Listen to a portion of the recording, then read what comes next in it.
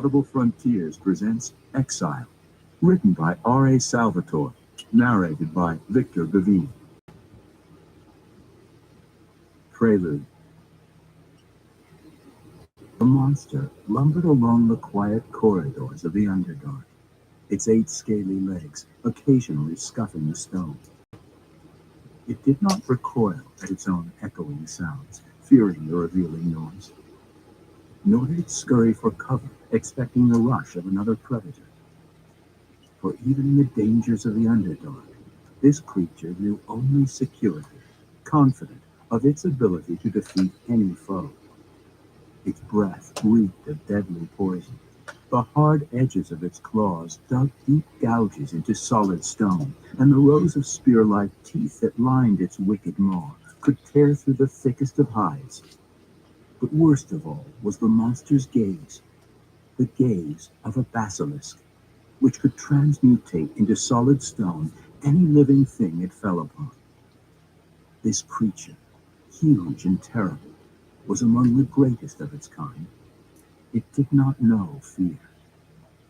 The hunter watched the basilisk pass, as he had watched it earlier that same day.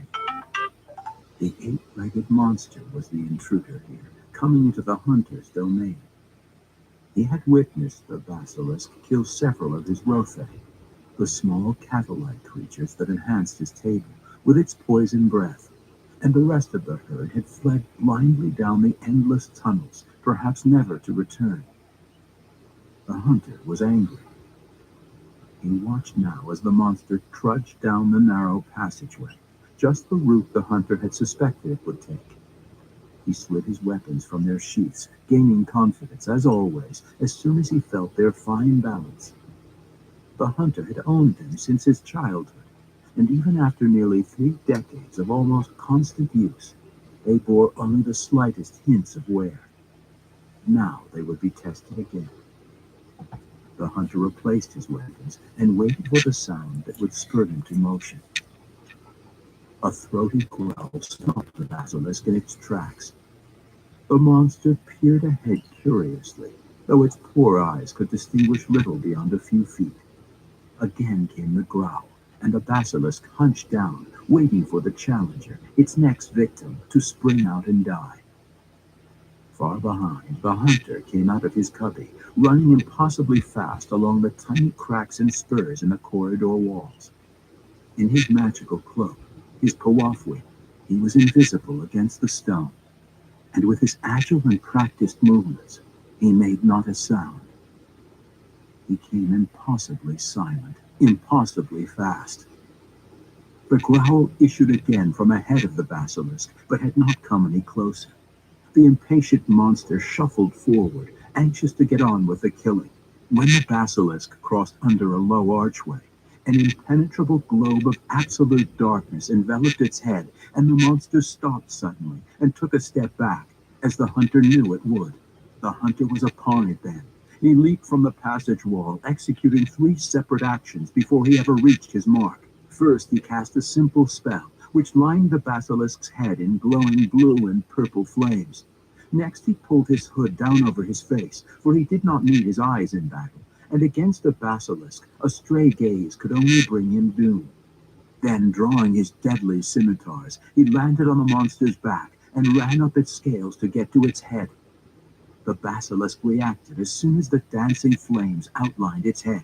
They did not burn, but their outline made the monster an easy target. The basilisk spun back, but before its head had turned halfway, the first scimitar had dived into one of its eyes. The creature reared and thrashed, trying to get at the hunter. It breathed its noxious fumes and whipped its head about. The hunter was the faster. He kept behind the maw, out of death's way. His second scimitar found the basilisk's other eye. Then the hunter unleashed his fury. The basilisk was the intruder. It had killed his Rothae. Blow after savage blow bashed into the monster's armored head, flecked off scales, and dived for the flesh beneath. The basilisk understood its peril, but still believed that it would win. It had always won, if it could only get its poisonous breath in line with the furious hunter. The second foe, the growling feline foe, was upon the basilisk then, having sprung toward the flame-lined maw without fear. The great cat latched on and took no notice of the poisonous fumes, for it was a magical beast, impervious to such attacks. Panther claws dug deep lines into the basilisk's gums, letting the monster drink of its own blood. Behind the huge head, the hunter struck again and again, 100 times and more. Savagely, viciously, the scimitars slammed through the scaly armor, through the flesh, and through the skull, battering the basilisk down into the blackness of death. Long after the monster lay still, the pounding of the bloodied scimitars slowed. The hunter removed his hood and inspected the broken pile of gore at his feet and the hot stains of blood on his blades. He raised the dripping scimitars into the air and proclaimed his victory with a scream of primal exultation. He was the hunter, and this was his home. When he had thrown all of his rage out in that scream, though, the hunter looked upon his companion and was ashamed. The panther's saucer eyes judged him, even if the panther did not. The cat was the hunter's only link to the past, to the civilized existence the hunter once had known. "Come, Guinevere," he whispered, as he slid the scimitars back into their sheaths. He reveled in the sound of the words as he spoke them. It was the only voice he had heard for a decade, but every time he spoke now, the words seemed more foreign and came to him with difficulty. Would he lose that ability too, as he had lost every other aspect of his former existence? This the hunter feared greatly, for without his voice, he could not summon the panther. He then truly would be alone. Down the quiet corridors of the Underdark went the hunter and his cat, making not a sound, disturbing no rubble. Together, they had come to know the dangers of this hushed world. Together they had learned to survive. Despite the victory, the hunter wore no smile this day. He feared no foes, but was no longer certain whether his courage came from confidence or from apathy about living. Perhaps survival was not enough. Part 1. The Hunter. I remember vividly the day I walked away from the city of my birth, the city of my people. All the Underdark lay before me, a life of adventure and excitement, with possibilities that lifted my heart. More than that, though, I left Menzel Berenzon with the belief that I could now live my life in accordance with my principles. I had Guinevere at my side and my scimitar belted on my hips. My future was my own to determine. But that drow, the young Drizzt Do'Urden who walked out of Menzel Berenzon on that fated day, barely into my 4th decade of life, could not begin to understand the truth of time, of how its passage seemed to slow when the moments were not shared with others. In my youthful exuberance, I looked forward to several centuries of life. How do you measure centuries when a single hour seems a day and a single day seems a year? Beyond the cities of the Underdark, there is food for those who know how to find it, and safety for those who know how to hide. More than anything else, though, beyond the teeming cities of the Underdark, there is solitude. As I became a creature of the empty tunnels, survival became easier and more difficult all at once. I gained in the physical skills and experience necessary to live on. I could defeat almost anything that wandered into my chosen domain, and those few monsters that I could not defeat, I could surely flee or hide from. It did not take me long, however, to discover one nemesis that I could neither defeat nor flee. It followed me wherever I went. Indeed, the farther I ran, the more it closed in around me. My enemy was solitude, the interminable, incessant silence of hushed corridors. Looking back on it these many years later, I find myself amazed and appalled at the changes I endured under such an existence. The very identity of every reasoning being is defined by the language, the communication between that being and others around it. Without that link, I was lost. When I left Menzoberranzan, I determined that my life would be based on principles, my strength adhering to unbending beliefs. Yet after only a few months alone in the Underdark, the only purpose for my survival was my survival. I had become a creature of instinct, calculating and cunning, but not thinking, not using my mind for anything more than directing the newest kill. Guinevere saved me, I believe. The same companion that had pulled me from certain death in the clutches of monsters unnumbered rescued me from a death of emptiness, less dramatic perhaps, but no less fatal. I found myself living for those moments when the cat could walk by my side, when I had another living creature to hear my words, strange though they had become. In addition to every other value, Guinevere became my time clock, for I knew that the cat could come forth from the astral plane for a half day every other day. Only after my ordeal had ended did I realize how critical that 1/4 of my time actually was. Without Guinevere, I would not have found the resolve to continue. I would never have maintained the strength to survive. Even when Guinevere stood beside me, I found myself growing more and more ambivalent toward the fighting. I was secretly hoping that some denizen of the Underdark would prove stronger than I. Could the pain of tooth or talon be greater than the emptiness and the silence? I think not. Drizzt Do'Urden. 1. Anniversary present. Matron Malice Do'Urden shifted uneasily on the stone throne in the small and darkened anteroom to the great chapel of House Do'Urden.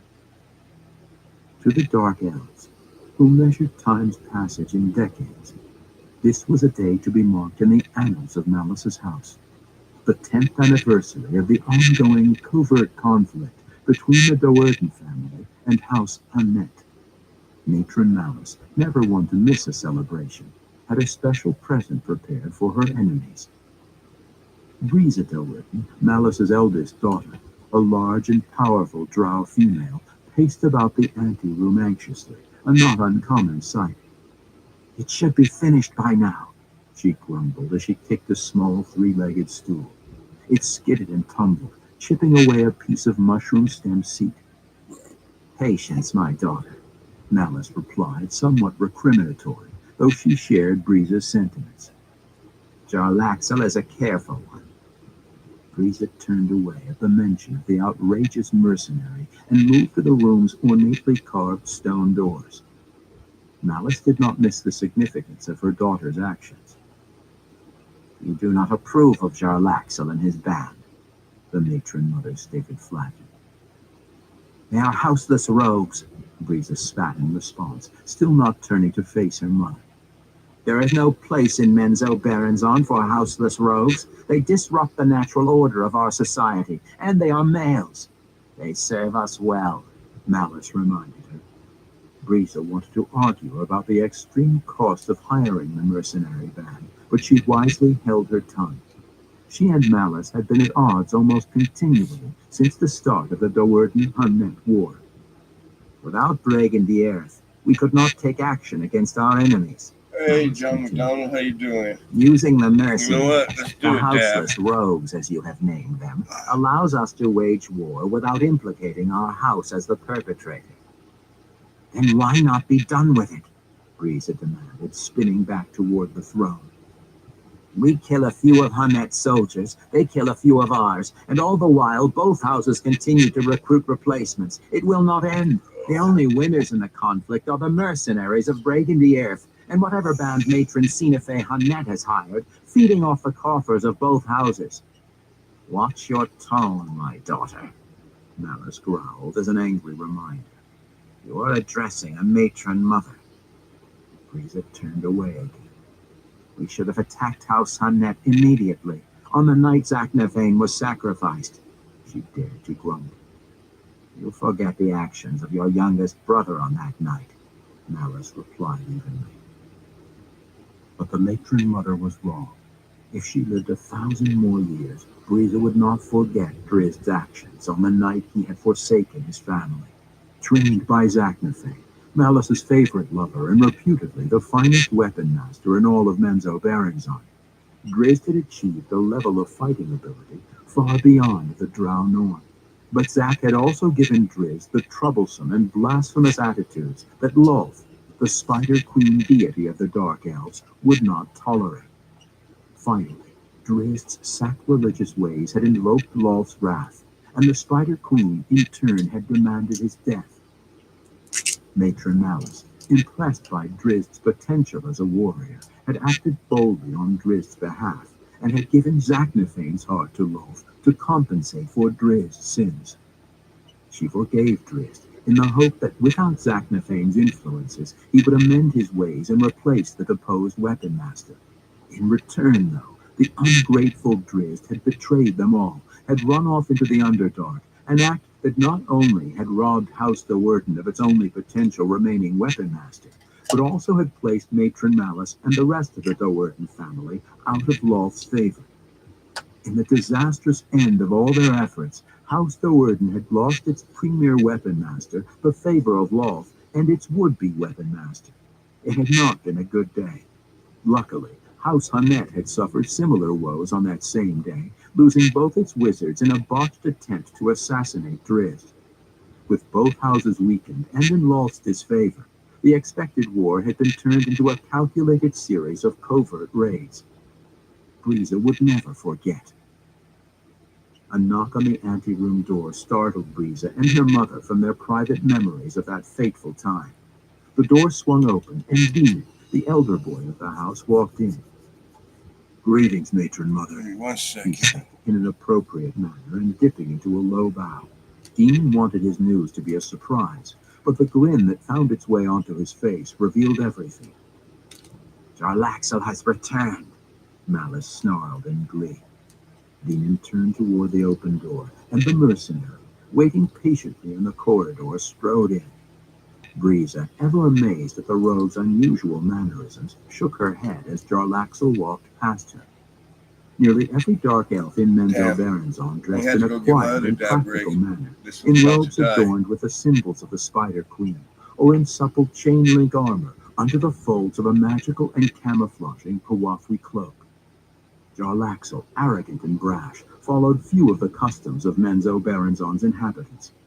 He was most certainly not the norm of Drow society, and he flaunted the differences openly, brazenly. He wore not a cloak, nor a robe, but a shimmering cape that showed every color of the spectrum, both in the glow of light and in the infrared spectrum of heat-sensing eyes. The cape's magic could only be guessed, but those closest to the mercenary leader indicated that it was very valuable indeed. Jarlaxle's vest was sleeveless and cut so high that his slender and tightly muscled stomach was open for all to view. He kept a patch over one eye, so careful observers would understand it as ornamental, for Jarlaxle often shifted it from one eye to the other. "My dear Breeza," Jarlaxle said over his shoulder, noting the High Priestess's disdainful interest in his appearance. He spun about and bowed low, sweeping off the wide-brimmed hat. Another oddity, and even more so since the hat was overly plumed in the monstrous feathers of a diatrema, a gigantic Underdark bird, as he stooped. Breeza huffed and turned away at the sight of the mercenary's dipping head. Drow elves wore their thick white hair as a mantle of their station, each cut designed to reveal rank and house affiliation. Jarlaxle the Rogue wore no hair at all, and from Breeza's angle, his clean-shaven head appeared as a ball of pressed onyx. Jarlaxle laughed quietly at the continuing disapproval of the eldest Do'Urden daughter, and turned back toward Matron Malice, his ample jewelry tinkling and his hard and shiny boots clumping with every step. Breeza took note of this as well, for she knew that those boots and that jewelry only seemed to make noise when Jarlaxle wished them to do so. "Is it done?" Matron Malice asked, before the mercenary could even begin to offer a proper greeting. My dear Matron Malice, Jarlaxle replied with a pained sigh, knowing that he could get away with the informalities in light of his grand news. Did you doubt me? Surely I am wounded to my heart. Malice leaped from her throne, her fist clenched in victory. The Prix Honnet is dead, she proclaimed. The first noble victim of the war. You forget Massage Honnet, remarked Breeza, slain by Driz 10 years ago. And Zacnaphane Doerden, Breeza had to add, against her better judgment. Killed by your own hand. Zacnaphane was not noble by birth, Malice sneered at her impertinent daughter. Breeze's words stung Malice nonetheless. Malice had decided to sacrifice Zacnaphane in Driz's stead against Breeze's recommendations. Jarlaxle cleared his throat to deflect the growing tension. The mercenary knew that he had to finish his business and be out of House Doerden as quickly as possible. Already he knew, though the Doerdens did not, that the appointed hour drew near. There is the matter of my payment, he reminded Malice. Demon will see to it, Malice replied with a wave of her hand, not turning her eyes from her daughter's pernicious stare. I will take my leave, Jarlaxle said, nodding to the elder boy. Before the mercenary had taken his first step toward the door, Vierna, Malice's second daughter, burst into the room, her face glowing brightly in the infrared spectrum, heated with obvious excitement. Damn, Jarlaxle whispered under his breath. What is it? Matron Malice demanded. House Honnet, Vierna cried. Soldiers in the compound. We are under attack. Out in the courtyard, beyond the cavern complex, nearly 500 soldiers of House Honnet, fully 100 more than the house reportedly possessed, followed the blast of a lightning bolt through House Doerden's adamantite gates.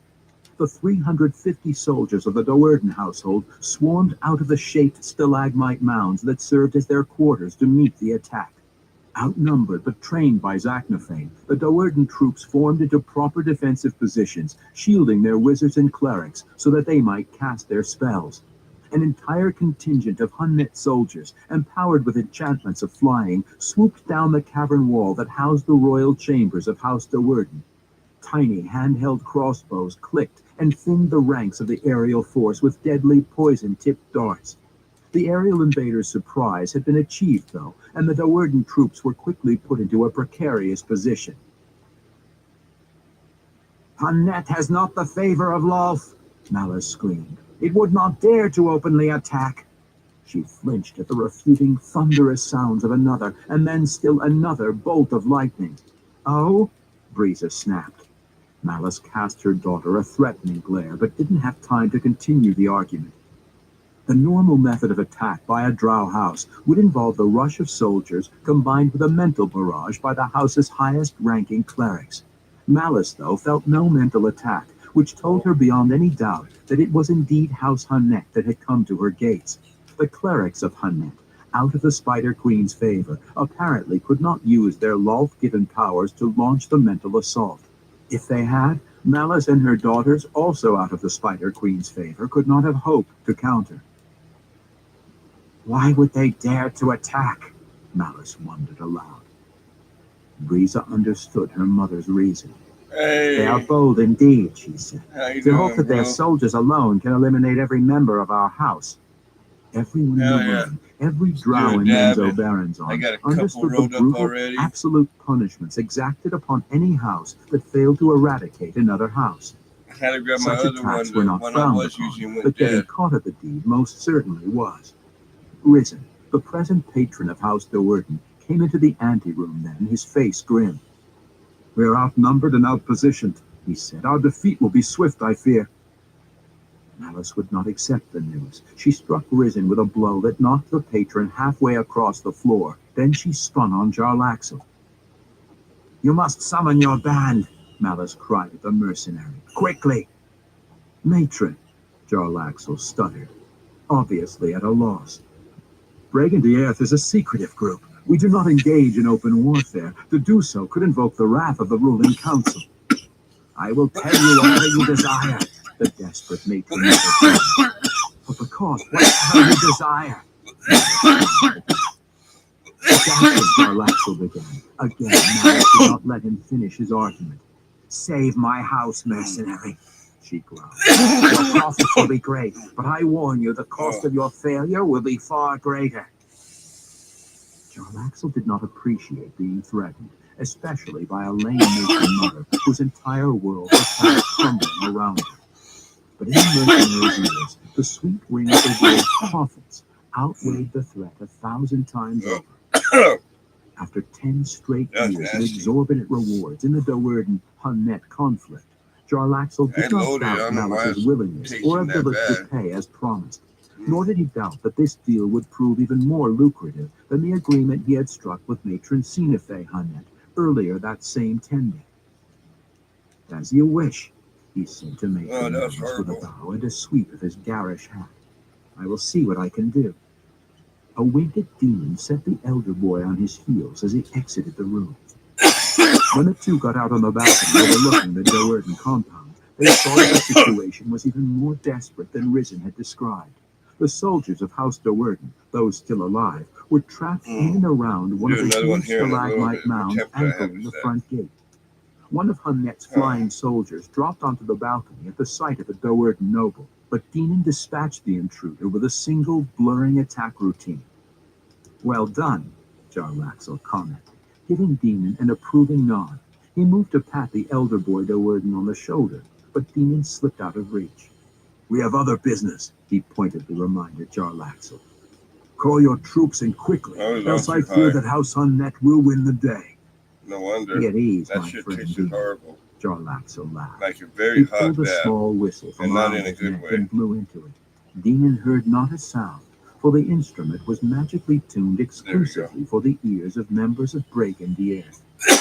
The elder boy Do'Urden watched in amazement as See Jarlaxle that for calmly later, puffed though. out a specific cadence. I gotta recover Then he after that watched one. in even greater amazement as more than 100 of House Hunnet's soldiers turned against their comrades. Breaking the Earth owed allegiance only to Breaking the Earth. They could not attack us, Malice said stubbornly, pacing about the chamber. The Spider Queen would not aid them in their venture. They are winning without the Spider Queen's aid, Risen reminded her, prudently ducking into the room's farthest corner, even as he spoke Yeah, the that would hurt. unwanted words. You said that they would never attack, Risen growled at her mother, even as you explained why we could not dare to attack them. Breeza remembered that conversation vividly, for it was she who had suggested the open attack on House Hunnet. Malice had scolded her harshly and publicly, and now Breeza meant to return the humiliation. Her voice dripped of angry sarcasm as she aimed each word at her mother. Could it be that matron Malice Do'Urden has erred? Malice's reply came in the form of a glare that wavered somewhere between rage and terror. Breeza returned the threatening look without ambiguity, and suddenly the matron mother of House Do'Urden did not feel so very invincible and sure of her actions. She started forward nervously a moment later when Maya, the youngest of the Do'Urden daughters, entered the room. They have breached the house, Breeza cried, assuming the worst. She grabbed at her snake-headed whip. And we have not even begun our preparations for defense. No, Maya quickly corrected. No enemies have crossed the balcony. The battle has turned against House Hunnet. As I knew it would, Malice observed, pulling herself straight and speaking pointedly at Breeza. Foolish is the house that moves without the favor of law. Despite her proclamation, Malice guessed that more than the judgment of the Spider Queen had come into play in the courtyard. Her reasoning led her inescapably to Jarlaxle and his untrustworthy band of rogues. Jarlaxle stepped off the balcony and used his innate drow abilities to levitate down to the cavern floor. Seeing no need to involve himself in a battle that was obviously under control, Demon rested back and watched the mercenary go, considering all that had just transpired. Jarlaxle had played both sides off against the other, and once again the mercenary and his band had been the only true winners. Breaking the Earth was undeniably unscrupulous, but Demon had to admit, undeniably effective. Demon found that he liked the renegade. The accusation has been properly delivered to Matron Behenry, Malice asked Breezer when the light of Narvandale, the magically heated stalagmite mound that served as the time clock of Menzo Berenzon, began its steady climb, marking the dawn of the next day. The ruling house expected the visit, Breezer replied with a smirk. All of the city whispers of the attack, and of how House Do'Urden repelled the invaders of House Hannet. Malice futilely tried to hide her vain smile. She enjoyed the attention and the glory that she knew would be lavished upon her house. The ruling council will be convened this very day, Breezer went on. No doubt to the dismay of matron Sinafe Hannet and her doomed children. Malice nodded her agreement. To eradicate a rival house in Menzo Berenzon was a perfectly acceptable practice among the Drow. But to fail in the attempt, to leave even one witness of noble blood alive to make an accusation, invited the judgment of the ruling council, a wrath that brought absolute destruction in its wake. A knock turned them both toward the room's ornate door. "You are summoned, matron," Risen said as he entered. "Matron Baenri has sent a chariot for you." Malice and Breezer exchanged hopeful but nervous glances. When punishment fell upon House Hannet, House Do'Urden would move into the 8th rank of the city hierarchy, a most desirable position. Only the matron mothers of the top 8 houses were accorded a seat on the city's ruling council. "Already?" Breezer asked her mother. Malice only shrugged in reply and followed Risen out of the room and down to the house's balcony. Risen offered her a hand of assistance, which she promptly and stubbornly slapped away. Her pride apparent with every move, Malice stepped over the railing and floated down to the courtyard, where the bulk of the remaining soldiery was gathered. Let me see. The floating, blue-glowing disc bearing the insignia of House Baenri hovered just outside the blasted adamantite gate of the Do'Urden what about compound. now? Malice proudly strode through the gathered crowd. Dark elves fell over each other, trying to get out of her way. This was her day, she decided, the day she achieved the seat on the ruling council, the position she so greatly deserved. "Matron Mother, I will accompany you through the city," offered Demon, standing at the gate. "You will remain here with the rest of the family," Malice corrected. "The summons is for me alone."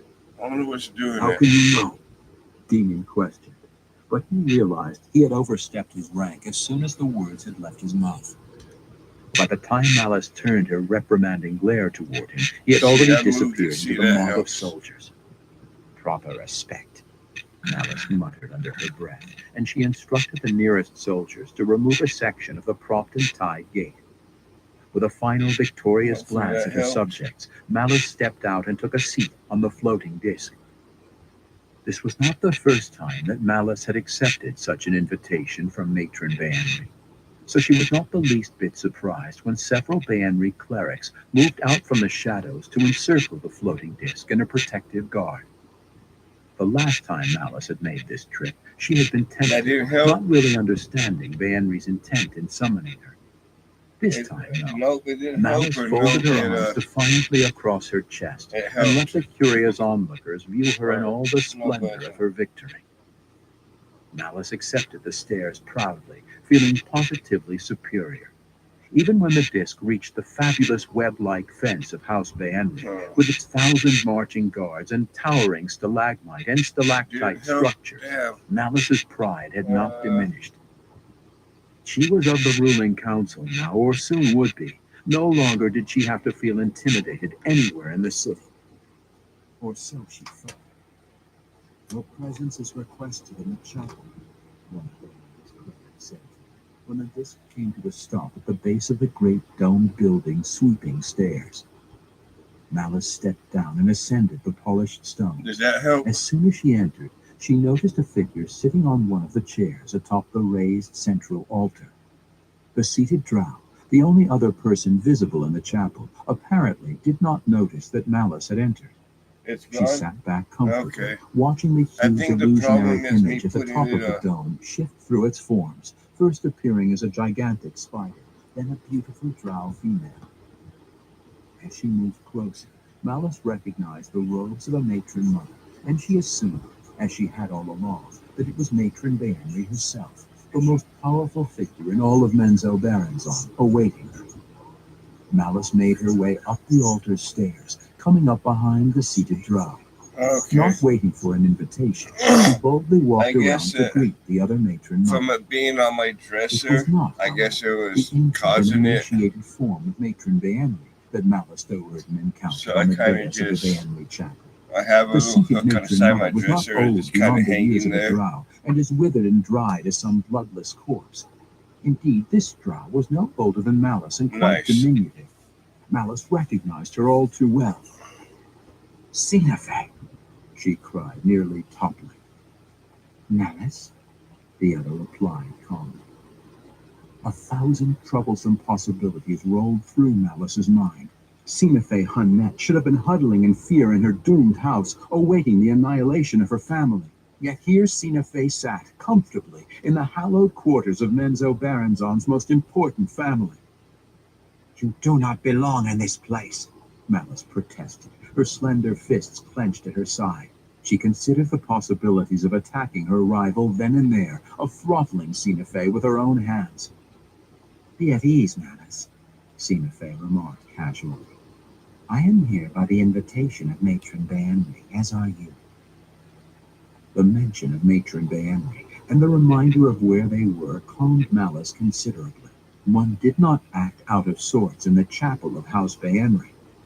Malice moved to the opposite end of the circular dais and took a seat, her gaze never leaving the smugly smiling face of Sinafe Hunnet. After a few interminable moments of silence, Malice had to speak her mind. "It was House Hunnet that attacked my family in the last dark of Narvingale," she said. "I have many witnesses to the fact, there can be no doubt." "None," Sinafe replied, her agreement catching Malice off her guard. Definitely glad it helped "You out a admit lot. the deed?" she balked. "Indeed," said Sinafe. "Never have I denied it." "Yet you live," Malice sneered. "The laws of Menzo Baranzon demand justice upon you and your house." "Justice?" Sinafe laughed at the absurd notion. Justice had never been more than a Nice, I facade just start and a means of hanging it keeping the pretense of like order in that. chaotic Menzo Baranzon. Good "I luck, I'll acted show as you. the Spider Queen demanded of me. Pretty If much the just- Spider Queen approved I of your was having methods, it you just would have right been here. victorious," Malice reasoned. "Not And so," then interrupted I'm another just kind of voice. hanging it. Malice and Sinafe turned about just as Matron Baenri magically appeared, sitting comfortably in the chair farthest back on the dais. Malice wanted to scream out at the withered matron mother, both for spying on her conversation and for apparently refuting her claims against Sinafe. Malice had managed to survive the dangers of Menzo Baranzon for 500 years, though, primarily because she understood the implications of angering one such as Matron Baenri. "I claim the rights of accusation against House Hunnet," she said calmly. "Granted," replied Matron Baenri. "As you have said, and as Sinafe agreed, there can be no doubt." Malice turned triumphantly on Sinafe, but the matron mother of House Hunnet still sat relaxed and unconcerned. "And why is she here?" Malice cried, her tone edged in explosive violence. "Sinafe is an outlaw, she—" "We have not argued against your words," Matron Baenri interrupted. "House Hunnet attacked and failed. The penalties for such a deed are well known and agreed upon, and the ruling council will convene this very day to see that justice is carried through." "And why is Sinafe here?" Malice demanded. "Do you doubt the wisdom of my attack?" Sinafe asked Malice, trying to keep a chuckle under her breath. "You were defeated," Malice reminded her matter-of-factly. "That alone should provide your answer." "Lolth demanded the attack," said Matron Baenri. "Why then was House Hunnet defeated?" Malice asked stubbornly. "If the Spider Queen—" "I do not say that the Spider Queen had imbued her blessings upon House Hunnet," Matron Baenri interrupted, somewhat crossly. Malice shifted back in her seat, remembering her place and her predicament. "I said only that Lolth demanded the attack," Matron Baenri continued. "For 10 years, all of Menzo Baranzon has suffered the spectacle of your private war. The intrigue and excitement wore away long ago, let me assure Round you one. both. It had to be decided. And it was, declared Malice, rising from her seat.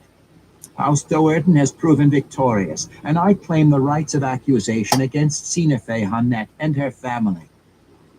Sit down, Malice, Sinafe said. There is more to this than your simple rights of accusation. Malice looked to Matron Baena for confirmation, though considering the present situation, she could not doubt Sinafe's words. It is done, Matron Baena said to her. House Do'Urden has won, and House Hannet will be no more. Malice fell back into her seat, smiling smugly at Sinafe. Still, though, the matron mother of House Hannet did not seem the least bit concerned. I will watch the destruction of your house with great pleasure, Malice assured her rival. She turned to Baenri. When will punishment be exacted? It is already done, Matron Baenri replied mysteriously. Sinafe lives, Malice cried. No, the withered matron mother corrected. She who was Sinafe Hannet lives. Now Malice was beginning to understand. House Baenri had always been opportunistic. Could it be that Matron Baenri was stealing the high priestesses of House Hannet to add to her own collection? You will shelter her? Malice dared to ask. No, Matron Baenri replied evenly. That task will fall to you. Malice's eyes went wide. Of all the many duties she had ever been appointed in her days as a high priestess of Loth, she could think of none more distasteful. She is my enemy. You ask that I give her shelter? She is your daughter, Matron Baenri shot back. Her tone softened, and a wry smile cracked her thin lips. Your oldest daughter, returned from travels to Ched-Nasad or some other city of our kin. Why are you doing this? Malice demanded. It is unprecedented. Not completely correct, replied Matron Baenri. Her fingers tapped together out in front of her while she sank back within her thoughts, remembering some of the strange consequences of the endless line of battles within the Drow city. Outwardly, your observations are correct, she continued to explain to Malice. But surely you are wise enough to know that many things occur behind the appearances in Menzo Berenzon. House Hannet must be destroyed. That cannot be changed. And all of the nobles of House Hannet must be slaughtered. It is, after all, the civilized thing to do. She paused a moment to ensure that Malice was fully comprehending the meaning of her next statement. They must appear, at least, to be slaughtered. And you will arrange this? Malice asked. I already have, Matron Baenri assured. But what is the purpose? Now there's a seed in that one. When House Hannet initiated its attack against you, did you call upon the Spider Queen in your struggles? Matron Baenri asked bluntly. The question startled Malice, and the expected answer upset her more than a little. And when House Hannet was repelled, Matron Baenri went on coldly, did you give praise to the Spider Queen? Did you call upon a hand-holding Loth in your moment of victory, Malice Do'Urden? Am I on trial here? Malice cried. You know the answer, Matron Baenri. She looked at Sinafe uncomfortably as she replied, fearing that she might be giving some valued information away. You're aware of my situation concerning the Spider Queen. I dare not summon a Yochel until I have seen some sign that I have regained Loth's favor. And you have seen no sign? Sinafe remarked. None other than the defeat of my rival, Malice growled back at her. That was not a sign from the Spider Queen, Matron Baenri assured them both. Loth did not involve herself in your struggles. She only demanded that they be finished. Is she pleased at the outcome? Malice asked bluntly. That is yet to be determined, replied Matron Baenri. Many years ago, Lolth made clear her desires that Malice Do'Urden sit upon the ruling council. Beginning with the next light of Northerndown, it shall be so. Malice's chin rose with pride. But understand your dilemma, Matron Bayenry scolded her, rising up out of her chair. Malice slumped back immediately. You have lost more than half of your soldiers, Bayenry explained, and you do not have a large family surrounding and supporting you. You rule the 8th house of the city, yet it is known by all that you are not in the Spider Queen's favor. How long do you believe House Do'Urden will hold its position? Your seat on the ruling council is in jeopardy even before you have assumed it. Malice could not refute the ancient matron's logic. They both knew the ways of Menzoberranzan. With House Do'Urden so obviously crippled, some lesser house would soon take advantage of the opportunity to better its station. The attack by House Hannet would not be the last battle fought in the Do'Urden compound. So I give to you Sina Fe Hannet, Shinena Do'Urden, a new daughter, a new high priestess, said Matron Bayen. She turned then to Sina Fe to continue her explanation. But Malice found herself suddenly distracted as a voice called out to her in her thoughts, a telepathic message. Keep her only as long as you need her, Malice Do'Urden, it said. Malice looked around, guessing the source of the communication. On a previous visit to House Bayenry, she had met Matron Bayenry's mind flayer, a telepathic beast. The creature was nowhere in sight, but neither had Matron Bayenry been when Malice had first entered the chapel. Malice looked around alternately at the remaining empty seats atop the dais, but the stone furniture showed no signs of any occupants. A second telepathic message left her no doubts. You will know when the time is right. And the remaining 50 of House Hannet's soldiers, Matron Bayenry said. Do you agree, Matron Malice? Malice looked at Sina Fe, an expression that might have been acceptance or wicked irony. I do, she replied. Go then, Shinena Do'Urden, Matron Bayenry instructed Sina Fe. Join your remaining soldiers in the courtyard. My wizards will get you to House Do'Urden in secrecy. Sina Fe cast a suspicious glance Malice's way, then moved out of the great chapel. I understand, Malice said to her hostess when Sina Fe had gone. You understand nothing, Matron Bayenry yelled back at her, suddenly enraged. I have done all that I may for you, Malice Do'Urden. It was Lolth's wish that you sit upon the ruling council, and I have arranged, at great personal cost, for that to be so. Malice knew then, beyond any doubt, that House Bayenry had prompted House Hannet to action. How deep did Matron Bayenry's influence go, Malice wondered. Perhaps the withered matron mother also had anticipated, and possibly arranged, the actions of Jarlaxle and the soldiers of Bregan the Earth, ultimately the deciding factor in the battle. She would have to find out about that possibility, Malice promised herself. Jarlaxle had dipped his greedy fingers quite deeply into her purse. No more, Matron Bayenry continued. Now you are left to your own wiles. You have not found the favor of Lolth, and that is the only way you and House Do'Urden will survive. Malice's fist clenched the arm of her chair so tightly that she almost expected to hear the stone cracking beneath it. She had hoped, with the defeat of House Hannet, that she had put the blasphemous deeds of her youngest son behind her. You know what must be done, said Matron Bayenry. Correct the wrong, Malice. I have put myself forward on your behalf. I will not tolerate continued failure. Tango one The down. arrangements have been explained to us, Matron Mother, Demon said to Malice when she returned to the adamantite gate of House Do'Urden. He followed Malice across the compound and then levitated up beside her to the balcony outside the noble quarters of the house. All of the family is gathered in the anteroom, Demon went on. Even the newest member, he added with a wink.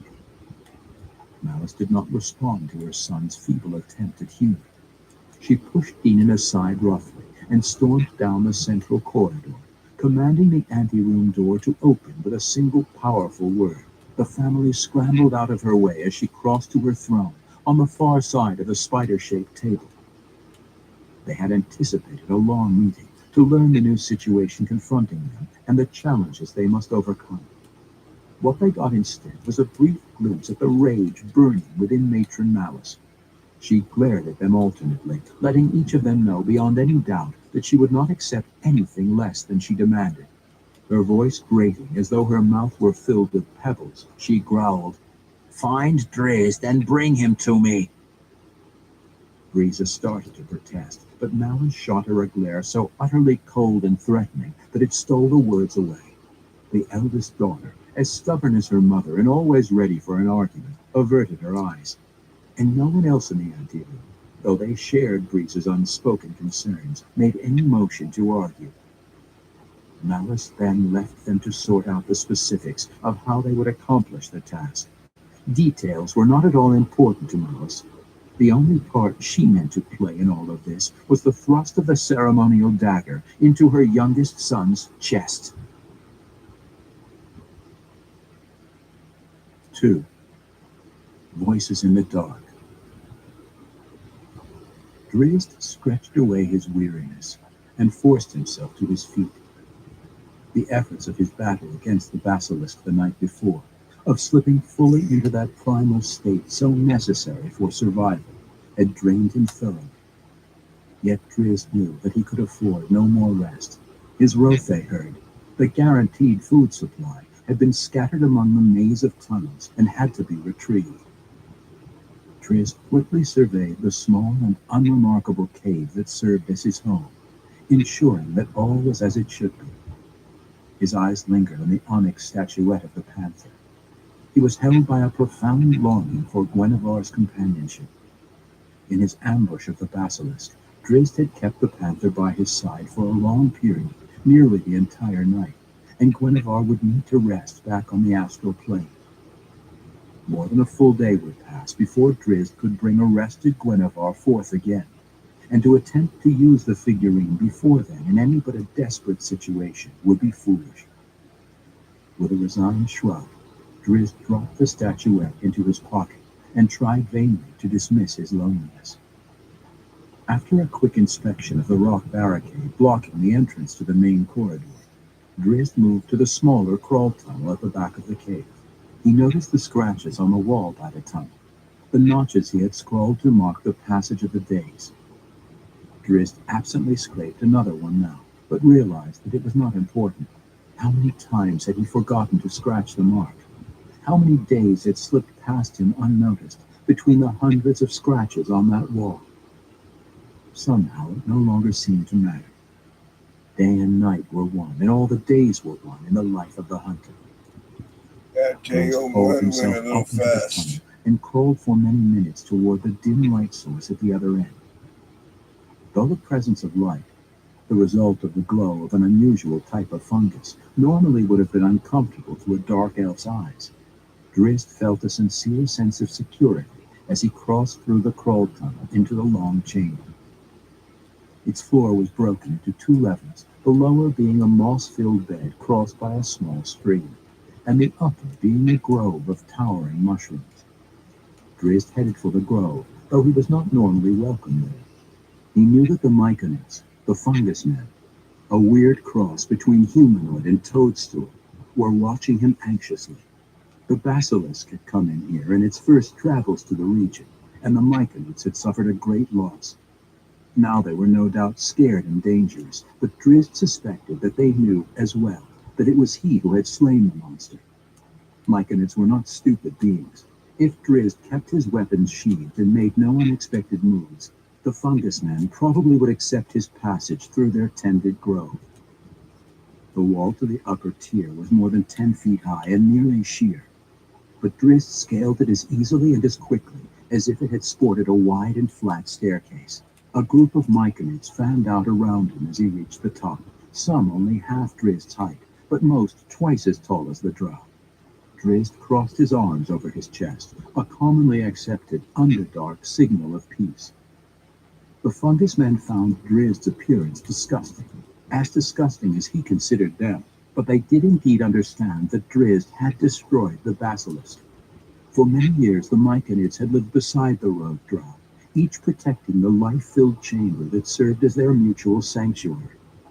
An oasis such as this place, with edible plants, a stream full of fish, and a herd of Rothe, was not common in the harsh and empty stone caverns of the Underdark, and predators wandering along the outer tunnels invariably found their way in.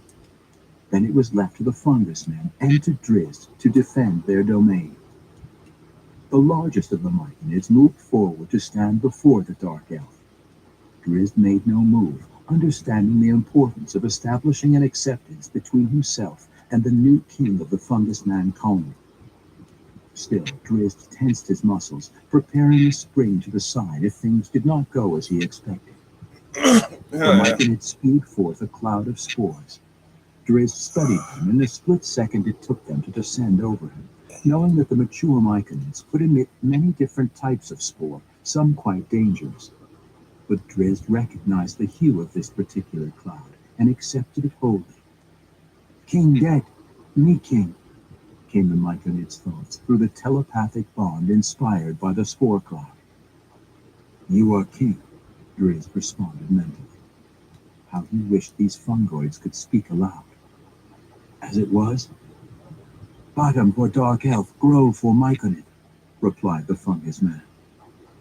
"Agreed. Grow for Myconid," the fungus man thought again, this time emphatically. Drizzt silently dropped down off the ledge.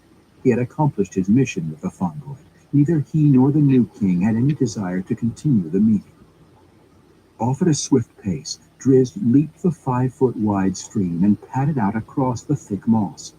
The chamber was longer than it was wide, and it rolled back for many yards, turning a slight bend before it reached the larger exit to the twisting maze of Underdark tunnels.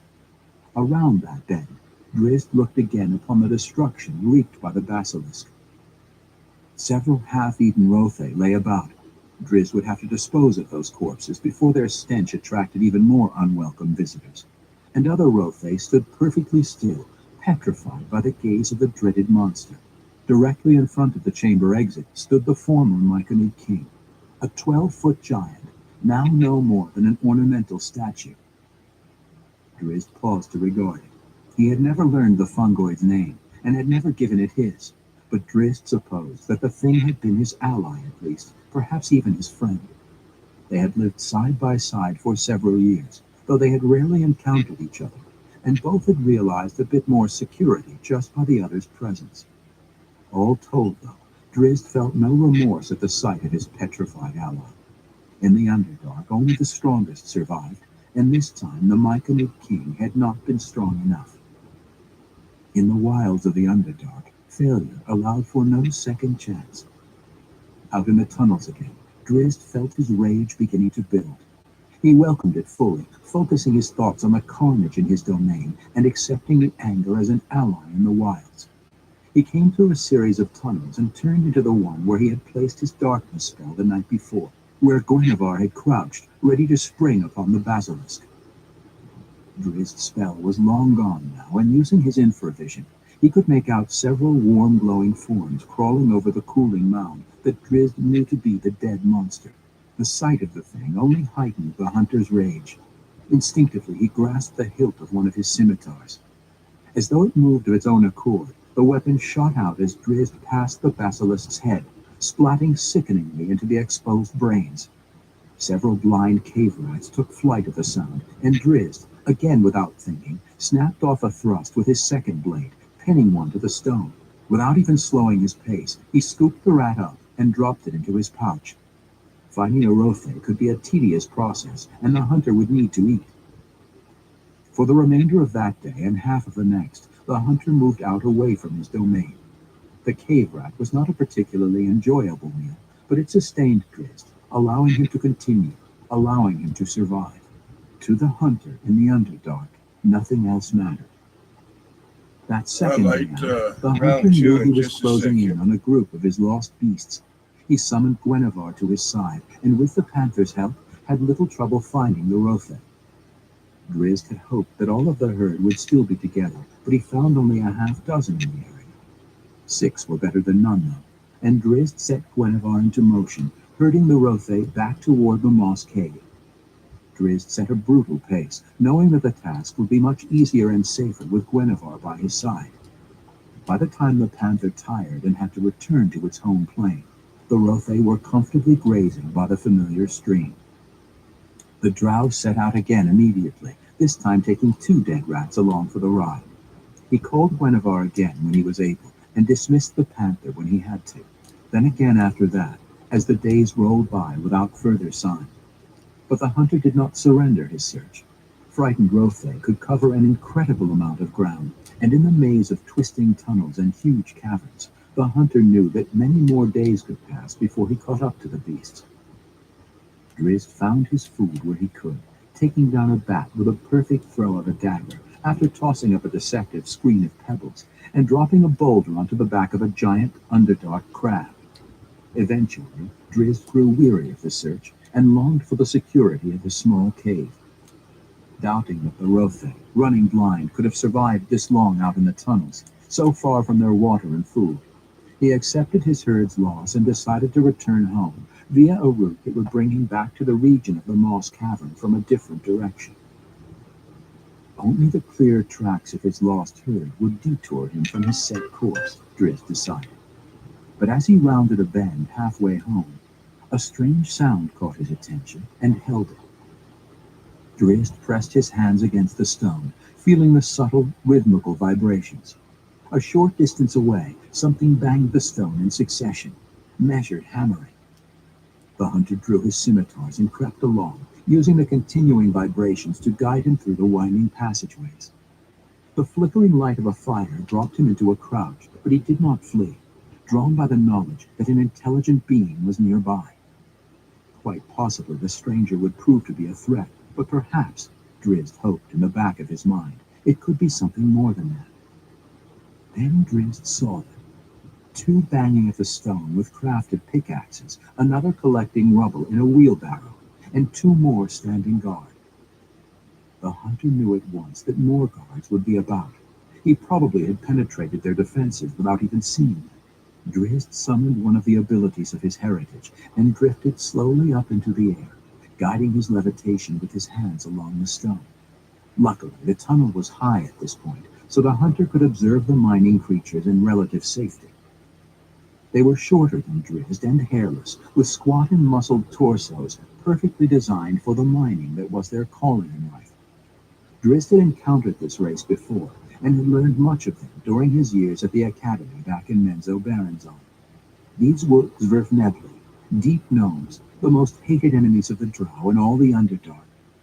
Once, long ago, Drizzt had led a drow patrol into battle against a group of Zvirfnebli, and personally had defeated an earth elemental that the deep gnome leader had summoned. Drizzt remembered that time now, and like all of the memories of his existence, the thoughts pained him. He had been captured by the deep gnomes, roughly tied and held prisoner in a secret chamber. The Zvirfnebli had not mistreated him, though they suspected, and explained to Drizzt that they would eventually have to kill him. The group's leader had promised Drizzt as much mercy as the situation allowed. Drizzt's comrades, though, led by Demon, his own brother, had stormed in, showing the deep gnomes no mercy at all. Drizzt had managed to convince his brother to spare the Zvirfneblin leader's life, but Demon, showing typical drow cruelty, had ordered the deep gnome's hands severed before releasing him to flee to his homeland. Drizzt shook himself from the anguishing memories and forced his thoughts back to the situation at hand. Deep gnomes could be formidable adversaries, he reminded himself, and they would not likely welcome a drow elf to their mining operations. He had to keep alert. The miners apparently had struck a rich vein, for they began talking in excited tones. Drizzt reveled in the sound of those words, though he could not begin to understand the strange gnomish language. A smile not inspired by victory in battle found its way onto Drizzt's face for the first time in years, as the Zvirfnebli scrambled about the stone, tossing huge chunks into their wheelbarrows and calling for other nearby companions to come and join in the fun. As Drizzt had suspected, more than a dozen unseen Zvirfnebli came in from every direction. Drizzt found a high perch against the wall and watched the miners long after his levitation spell had expired. When at last their wheelbarrows were overfilled, the deep gnomes formed a column and started away. Drizzt realized that his prudent course at that time would be to let them get far away, then slip back to his home. But, against the simple logic that guided his survival, Drizzt found that he could not so easily let the sound of the voices get away. He picked his way down the high wall and fell into pace behind the Zwerfnebelin caravan, wondering where it would lead. For many days Drizzt followed the deep gnomes. He resisted the temptation to summon Guenevere, knowing that the panther could use the extended rest, and himself satisfied in the company, however distant, of the deep gnomes' chatter.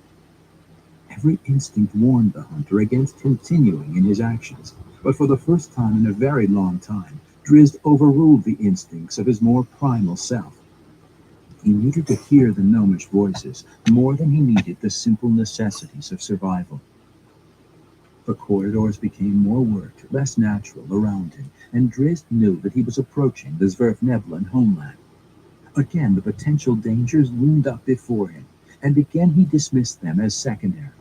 He quickened his pace and put the mining caravan in sight, suspecting that the Zwerfnebli would have some cunning trap set about. The deep gnomes measured their steps at this point, taking care to avoid certain areas. Drizzt carefully mimicked their movements and nodded knowingly as he noticed a loose stone here and a low tripwire there. Then Drizzt ducked back behind an outcropping as new voices joined the sound of the miners. The mining troop had come to a long and wide stairway, ascending between two walls of absolutely sheer and uncracked stone.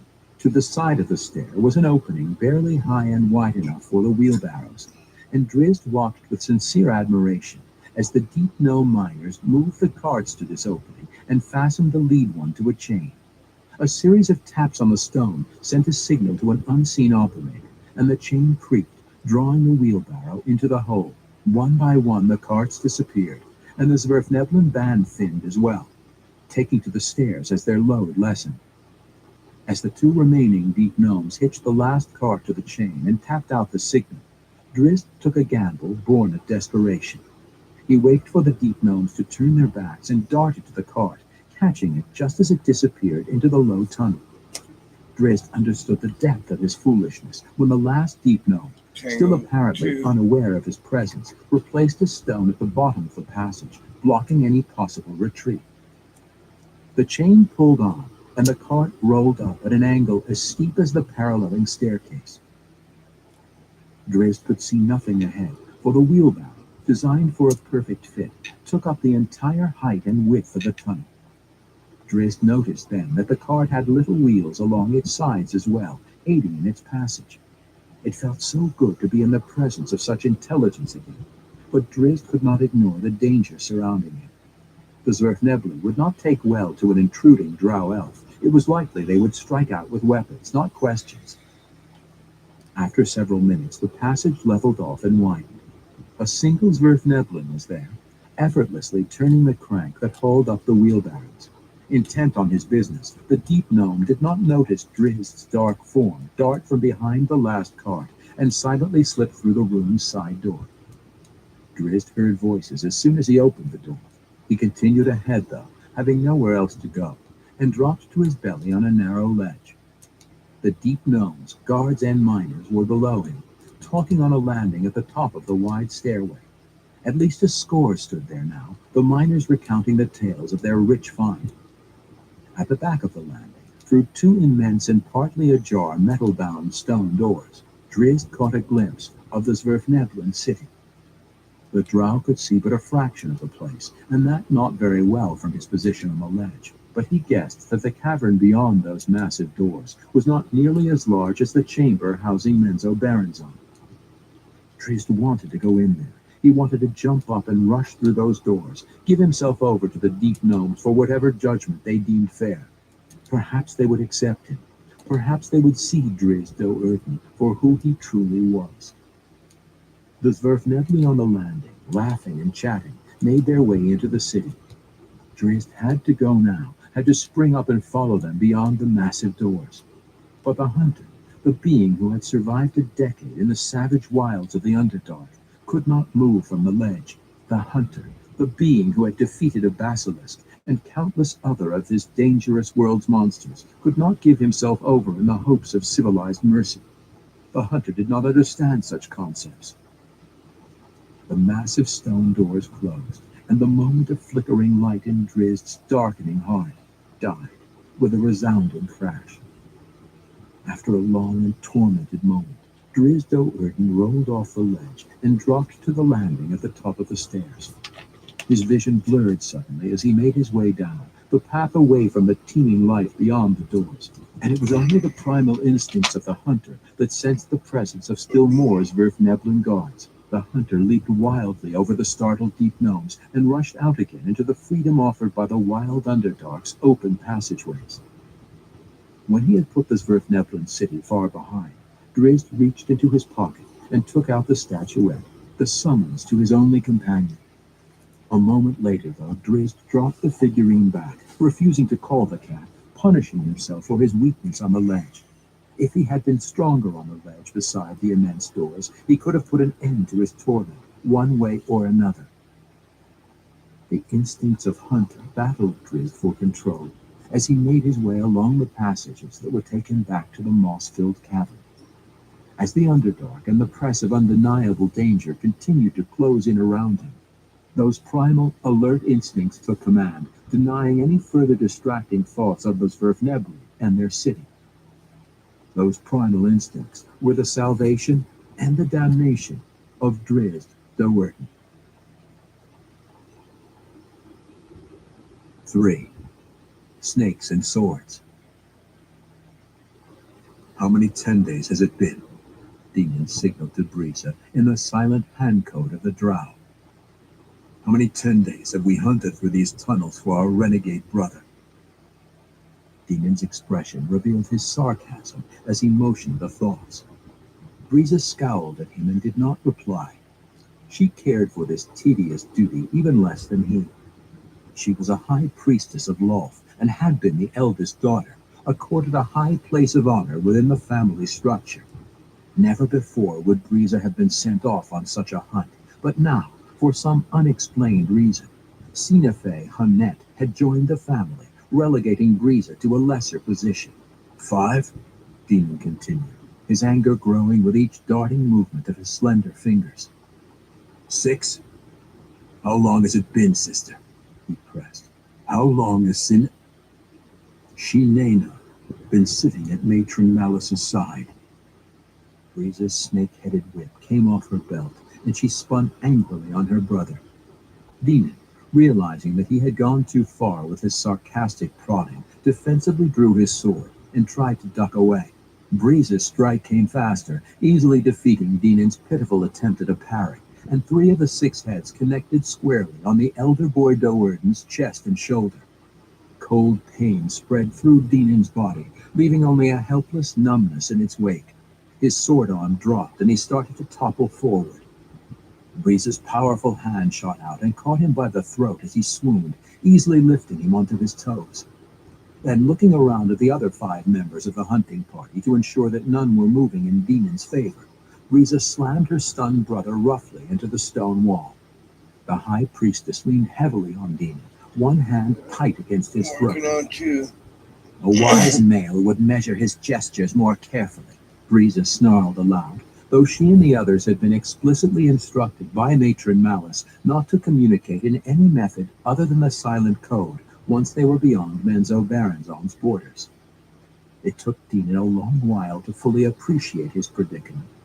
As the numbness wore away, he realized that he could not draw breath, and though his hand still held his sword, Briza, outweighing him by a score of pounds, had it pinned close to his side. Even more distressing, his sister's free hand held the dreaded snake whip aloft. Unlike ordinary whips, that evil instrument needed little room to work its snap. The animated snakeheads could coil and strike from close range, simply as an extension of their wielder's will. Matron Malice would not question your death, Briza whispered harshly. Her sons have ever been trouble to her. Dinan looked past his hulking captain to the common soldiers of the patrol. one of Witness those it? senior Breeza alerts laughed, or guessing silver his alerts. thoughts. I guess Do you there's an really old, believe they old would speak against a high man that's priestess for the sake of a mere male? out that they Breeze's can't eyes get 'em. narrowed, and she moved her face right up to Dina's. A mere male corpse?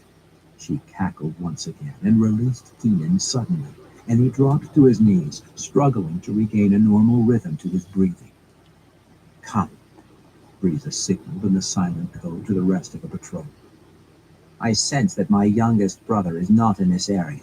We should return to the city and restock our packs.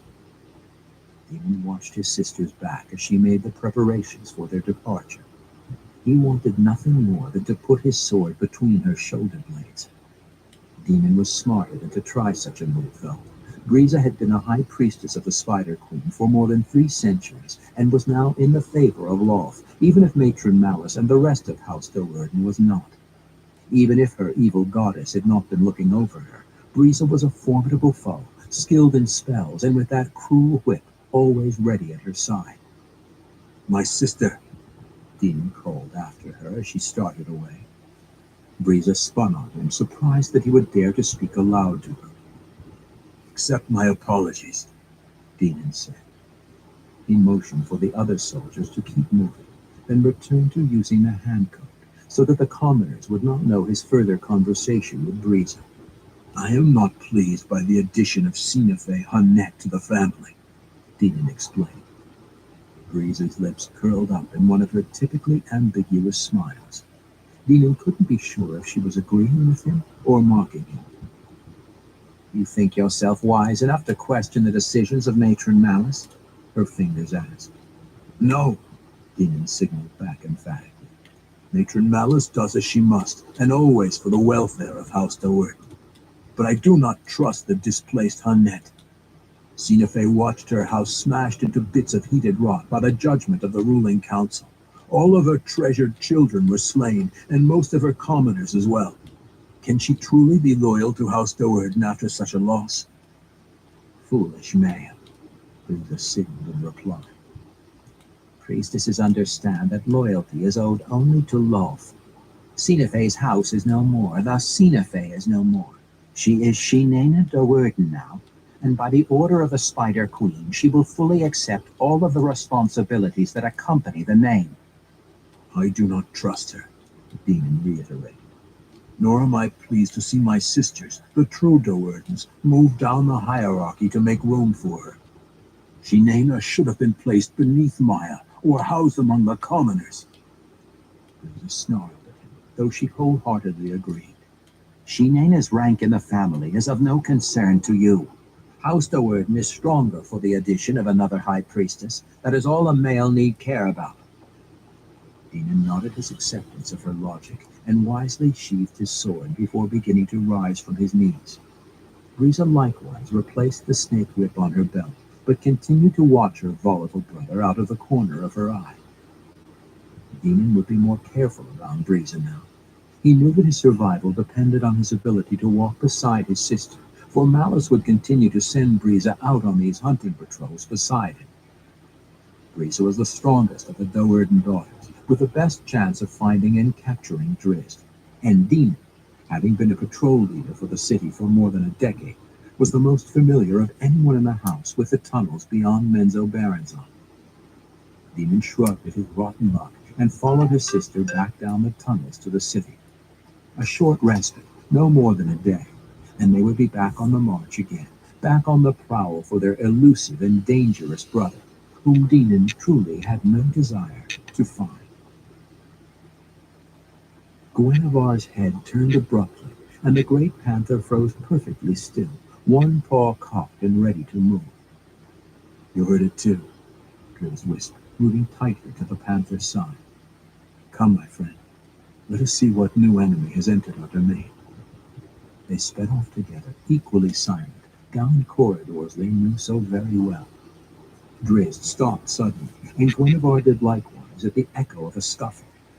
It was made by a boot, Drizzt knew, and not by some natural monster of the Underdark. Drizzt pointed up to a broken pile of rubble, overlooking a wide and many-tiered cavern on its other side. Guinevere led him here, where they could find a better vantage point. The Drow patrol came into view only a few moments later, a group of 7, though they were too far away from Drizzt to make out any particulars.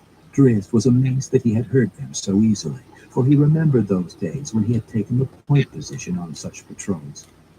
How alone he had felt then, up at the lead of more than a dozen dark elves, for they need not to whisper with their practiced movements, and they kept to the shadows so well that even Drizzt's keen eyes could not be. And yet, this hunter that Drizzt himself had found this group easily. Riza stopped suddenly and closed her eyes, concentrating on the emanations of her spell of location. "What is it?" Demon's Sphinx asked her when she looked back to him. Her startled and obviously excited expression revealed much. "Drizzt," Demon breathed aloud, hardly able to believe. "Silence!"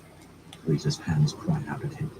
She glanced around to survey her surroundings, then signaled to the patrol to follow her to the shadows of a wall in the immense and exposed cavern. Riza nodded her confirmation to Demon then, confident that their mission would at last be completed. "Can you be sure it is Drizzt?" Demon's fingers asked. In his excitement, he could barely keep the movements precise enough to convey his thoughts. "Perhaps some scavenger." "We know that our brother lives." Riza motioned quickly. Matron Malice would no longer be out of Lolth's favor if it were otherwise, and if Drizzt lives, then we can assume that he possesses the item. The sudden evasive movement of the patrol caught Drizzt by surprise. The group could not possibly have seen him under the cover of the jutting rocks, and he held faith in the silence of his footfalls and of Guinevere's. Yet Drizzt felt certain that it was he the patrol was hiding from. Something felt out of place in this whole encounter. Dark elves were rare this far from Menzoberranzan. Perhaps it was no more than the paranoia necessary to survive in the wilds of the Underdark, Drizzt told himself.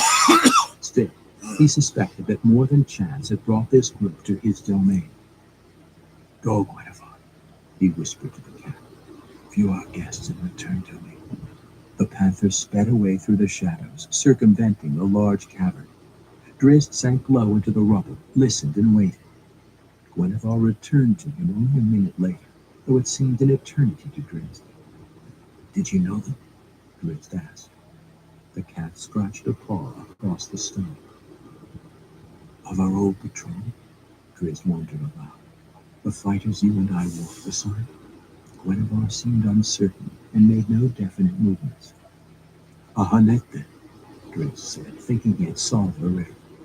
House Hunnet had at last come looking for him to repay him for the deaths of Alton and Tango Massage, Chew the down. 2 Hunnet wizards who had died trying to kill Drizzt. Or perhaps the Hunnets had come in search of Guinevere, the magical item that Massage once had possessed. When Drizzt took a moment from his pondering to study Guinevere's reaction, he realized that his assumptions were wrong. The panther had backed away from him a step and seemed agitated by his stream of suppositions. "And who?" Drizzt asked. Guinevere reared up on its hind legs and straddled Drizzt's shoulders, one great paw patting Drizzt's neck purse.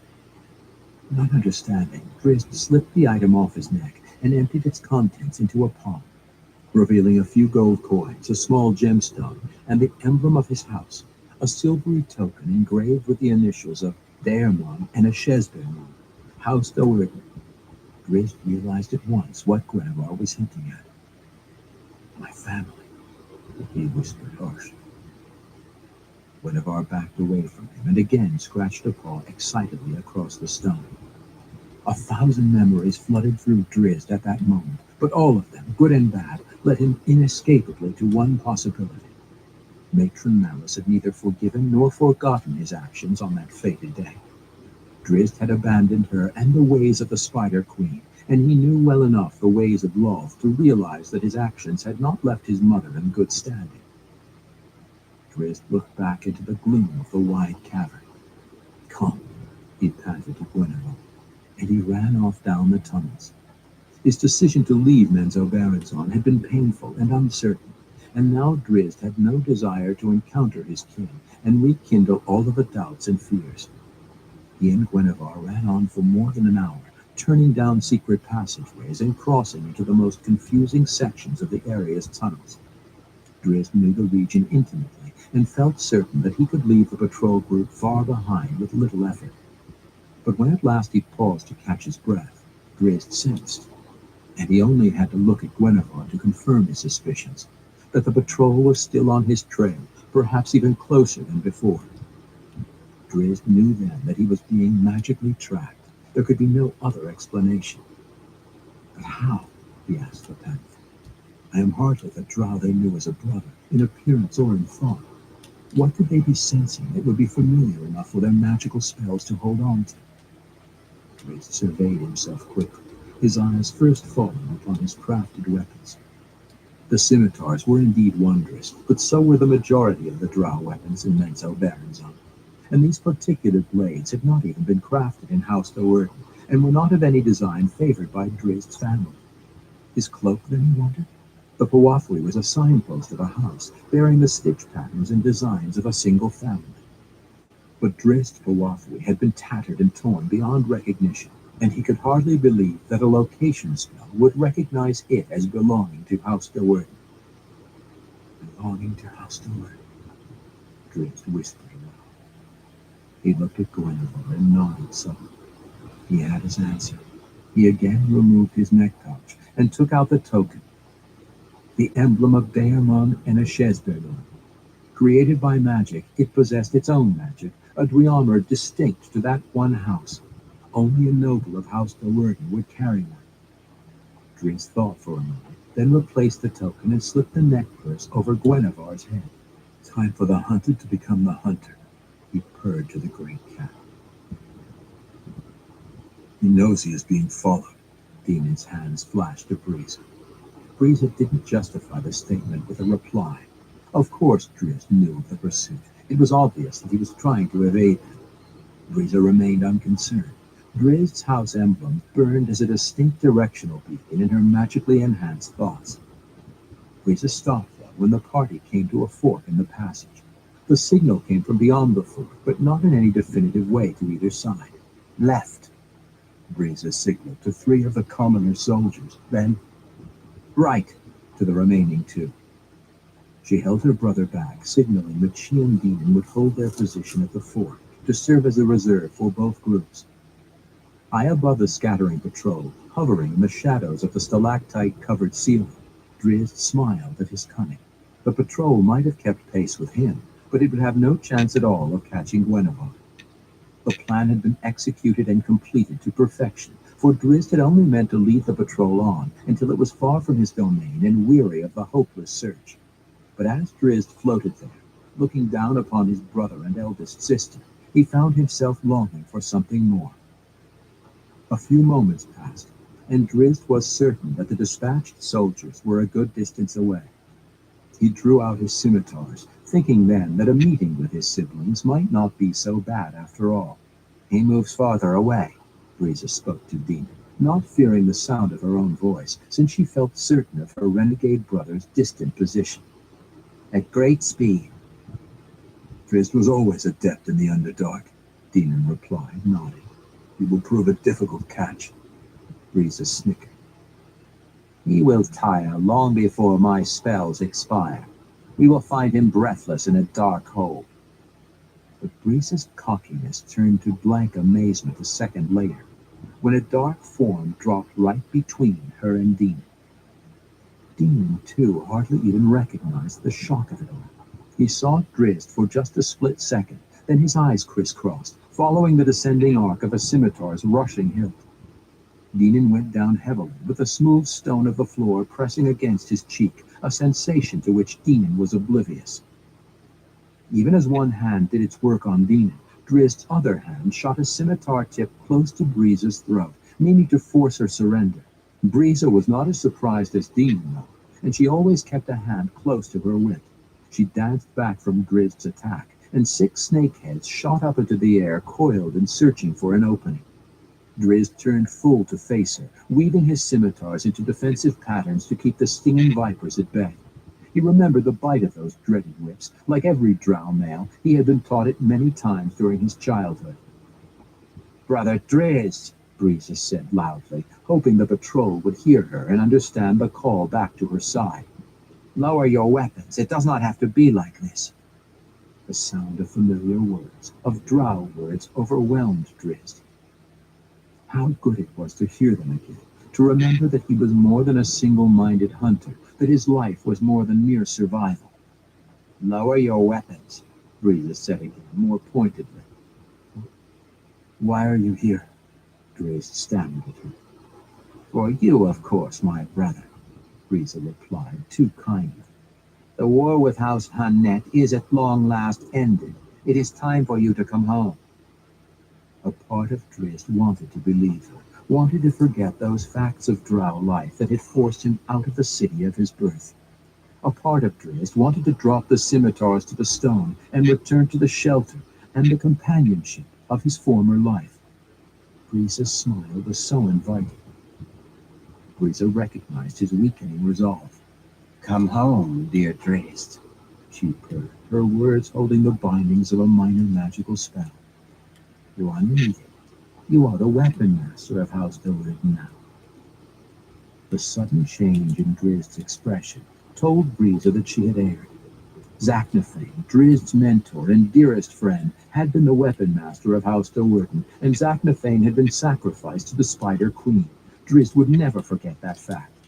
Indeed, Drizzt remembered much more than the comforts of home at that moment. He remembered even more clearly the wrongs of his past life, the wickedness that his principles simply could not tolerate. You should not have come, Drizzt said, his voice sounding like a growl. You must never come this way again. Dear brother, Briza replied, more to buy time than to correct her obvious error. She stood still, her face frozen in that double-edged smile of hers. Drizzt looked behind Briza's lips, which were thick and full by drow standards. The priestess spoke no words, but Drizzt could clearly see that her mouth was moving behind that frozen smile. A spell. Briza had always been skilled at such deceptions. Go home, Drizzt cried at her, and he launched an attack. Briza ducked away from the blow easily enough, for it was not meant to strike, only to disrupt her spellcasting. Damn you, Drizzt the Robe, she spat, all pretense of friendship gone. Lower your weapons at once, on pain of death. Her snake whip came up in open threat. Drizzt set his feet wide apart. Fires burned in his lavender eyes as the hunter within him rose to meet the challenge. Briza hesitated, taken aback by the sudden ferocity brewing in her brother. This was no ordinary drow warrior standing before her, she knew beyond doubt. Drizzt had become something more than that, something more formidable. But Briza was a high priestess of Lolth, near the top of the drow hierarchy. She would not be frightened away by a mere male. Surrender, she demanded. Drizzt couldn't even decipher her words, for the hunter standing against Briza was no longer Drizzt Do'Urden, the savage primal warrior that memories of dead Zaknafein had invoked, was impervious to words and lies. Briza's arm pumped, and the whip's 6 viper heads whirled in, twisting and weaving of their own volition to gain the best angles of attack. The hunter's scimitars responded in an indistinguishable blur. Briza couldn't begin to follow their lightning-quick motions, and when her attack routine was ended, she knew only that none of the snakeheads had found a mark, but that only 5 of the heads remained attached to the whip. Now enraged that nearly matched her opponents, Briza charged in, flailing away with her damaged weapon. Snakes and scimitars and slender drow limbs intertwined in a deadly ballet. A head bit into the hunter's leg, sending a burst of cold pain coursing through his veins. A scimitar defeated another deceptive attack, splitting a head down the middle, right between the fangs. Another head bit into the hunter. Another head fell free to the stone. The opponents separated, taking measure of each other. Briza's breath came hard after the few furious minutes, but the hunter's chest moved easily and rhythmically. Briza had not been struck, but Drizzt had taken 2 hits. The hunter had learned long ago to ignore pain, though. He stood ready to continue, and Briza, her whip now sporting only 3 heads, stubbornly came in on him. She hesitated for a split second when she noticed Dinan still prone on the floor, but with his senses apparently returning. Might her brother rise to her aid? Dinan squirmed and tried to stand, but found no strength in his legs to lift him. Damn you, Briza growled. Her venom aimed at Dinan or at Drizzt, it didn't matter. Calling on the power of her spider queen deity, the high priestess of Loth lashed out with all of her strength. 3 snake heads dropped to the floor after a single cross of the hunter's blades. "Damn you!" Briza screamed again, this time pointedly at Drizzt. She grasped the mace from her belt and swung a vicious overhand chop at her defiant brother's head. Crossed scimitars caught the clumsy blow long before it found its mark, and the hunter's foot came up and kicked once, twice, and then a third time into Briza's face before it went back to the floor. Briza staggered backward, blood in her eyes and running freely from her nose. She made out the lines of her brother's form beyond the blurring heat of her own blood, and she launched a desperate, wide-arcing hook. The hunter sent one scimitar to parry the mace, turning its blade so that Briza's hand ran down its cruel edge, even as the mace swept wide of its mark. Briza screamed in agony and dropped her weapon. The mace fell to the floor beside 2 of her fingers. Dinan was up then, behind Drizzt, with his sword in his hand. Using all of her discipline, Briza kept her eyes locked on Drizzt, holding his attention, if she could distract him long enough. The hunter sensed the danger and spun on Dinan.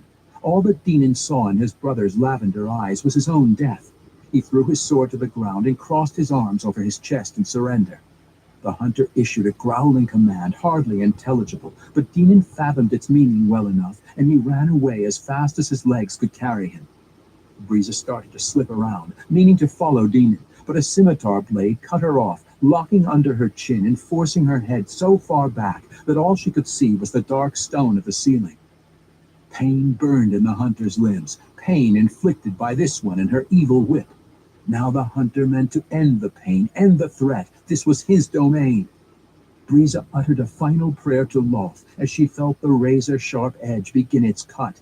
But then, in the instant of a black blur, she was free. She looked down to see Drizzt pinned to the floor by a huge black panther. Not taking the time to ask questions, Briza sped off down the tunnel after Dinan. The hunter squirmed away from Gwenevere and leaped to his feet. "Gwenevere," he cried, pushing the panther away. "Get her! Kill—" Gwenevere replied by falling into a sitting position and issuing a wide and drawn-out yawn. With one lazy movement, the panther brought a paw under the string of the neck purse and snapped it off to the ground. The hunter burned with rage. "What are you doing?" he screamed, snatching up the purse. Had Gwenevere sided against him? Drizzt backed away a step, hesitantly bringing his scimitars up between him and the panther. Gwenevere made no move, but just sat there, staring at Drizzt. A moment later, the click of a crossbow told Drizzt of the absolute absurdity of his line of thinking. The dart would have found him, no doubt, but Gwenevere sprang up suddenly and intercepted its flight. Drow poison had no effect on the likes of a magical cat. 3 drow fighters appeared on one side of the fork, 2 more on the other. All thoughts of revenge on Briza flew from Drizzt then, and he followed Gwenevere in full flight down the twisting passageways. Without the guidance of the High Priestess and her magic, the commoner fighters did not even attempt to follow. A long while later, Drizzt and Gwenevere turned into a side passage and paused in their flight, listening for any sounds of pursuit. "Come," Drizzt instructed, and he started slowly away, certain that the threat of Dinan and Briza had been successfully repelled. Again, Gwenevere dropped to a sitting position. Drizzt looked curiously at the panther. "I told you to come," he growled. Gwenevere fixed a stare upon him, a look that filled the renegade drow with guilt. Then the cat rose and walked slowly toward its master. Drizzt nodded his accord, thinking that Gwenevere meant to obey him. He turned and started again to walk off, but the panther circled around him, stopping his progress. Gwenevere continued the circular pacing, and slowly the telltale mist began to appear. "What are you doing?" Drizzt demanded. Gwenevere did not slow. "I did not dismiss you," Drizzt shouted, as the panther's corporeal form melted away. Drizzt spun around frantically, trying to catch hold of something. "I did not dismiss you," he cried again helplessly. Gwenevere had gone. It was a long walk back to Drizzt's sheltered cave. That last image of Gwenevere followed his every step, the cat's saucer eyes boring into his back. Guinevere had judged him, he realized beyond any doubt. In his blind rage, Drizzt had almost killed his sister. He surely would have slain Briza if Guinevere had not pounced upon him. At last, Drizzt crawled into the little stone cubby that served as his bedroom. His contemplations crawled in with it. A decade before, Drizzt had killed Massage Hunnet, and on that occasion had vowed never to kill a drow again. To Drizzt, his word was the core of his principles, those very same principles that had forced him to give up so very much. Drizzt surely would have forsaken his word this day, had it not been for Guinevere's actions. How much better, then, was he from those dark elves he had left behind? Drizzt clearly had won the encounter against his siblings, and was confident that he could continue to hide from Briza, and from all the other enemies that Matron Malice sent against him. But alone in that tiny cave, Drizzt realized something that distressed him greatly. He couldn't hide from himself. 4. Flight from the Hunter. Drizzt gave no thought at all to his actions as he went about his daily routines over the next few days. He would survive, he knew. The Hunter would have it no other way. But the rising price of that survival struck a deep and discordant note in the heart of Drizzt Do'Urden. If the constant rituals of the day warded away the pain, Drizzt found himself unprotected at day's end. The encounter with his siblings haunted him, stayed in his thoughts as vividly as if it were recurring every night. Inevitably, Drizzt awoke terrified and alone, engulfed by the monsters of his dreams. He understood, and the knowledge heightened his helplessness, that no swordplay, however dazzling, could hope to defeat them. Drizzt did not fear that his mother would continue her quest to capture and punish him, though he knew beyond any doubt that she certainly would. This was his world, far different from Menzo Berenzon's winding avenues, with ways that the drow living in the city could not begin to understand. Out in the wilds, Drizzt held confidence that he could survive against whatever nemesis Matron Malice sent after him. Drizzt also had managed to release himself from the overwhelming guilt of his actions against Briza. He rationalized that it was his siblings who had forced the dangerous encounter, and it was Briza, in trying to cast a spell, who had initiated the combat. Still, Drizzt realized that he would spend many days finding answers to the questions his actions had raised concerning the nature of his character. Had he become this savage and merciless hunter because of the harsh conditions imposed on him? Or was this hunter an expression of the being Drizzt had been all along? They were not questions that Drizzt would easily answer, but at this time they were not foremost among his thoughts. The thing that Drizzt could not dismiss about the encounter with his siblings was the sound of their voices, the melody of spoken words that he could understand and respond to. In all of his recollections of those few moments with Briza and Dina, the words, not the blows, stood out most clearly. Drizzt clung to them desperately, listening to them over and over again in his mind, and dreading the day when they would fade away. Then, though he might remember them, he would no longer hear them. He would be alone again. Drizzt pulled the onyx figurine out of his pocket for the first time since Guinevere had drifted away from him. He placed it on the stone before him, and looked at his wall scratches to determine just how long it had been since he had last summoned the panther. Immediately, Drizzt realized the futility of that approach. When was the last time he had scratched that wall? And what use were the markings anyway? How could Drizzt be certain of his count, even if he dutifully notched the mark after every one of his sleep periods? Time is something of that other world, Drizzt mumbled, his tone clearly a lament. He lifted his dagger toward the stone, an act of denial against his own proclamation. What does it matter? Drizzt asked rhetorically, and he dropped the dagger to the ground. The ring, as it struck the stone, sent a shiver along Drizzt's spine, as though it was a bell signaling his surrender. His breathing came hard, sweat beaded on his ebony brow, and his hands felt suddenly cold. All around him, the walls of his cave, the close stone that had sheltered him for years against the ever-encroaching dangers of the Underdark, now pressed in on him. He imagined leering faces in the lines of cracks and the shapes of rocks. The faces mocked him and laughed at him, belittling his stubborn pride. He turned to flee, but stumbled on a stone and fell to the ground. He scraped a knee in the process and tore yet another hole in his tattered Puwafwi.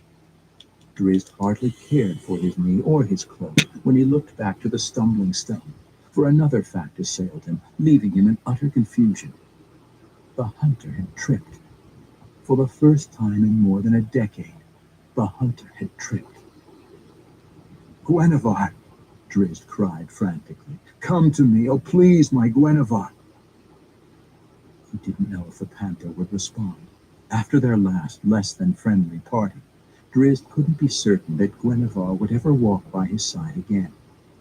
Drizzt clawed his way toward the figurine, every inch seeming a tedious fight in the weakness of his despair. Presently, the swirling mist appeared.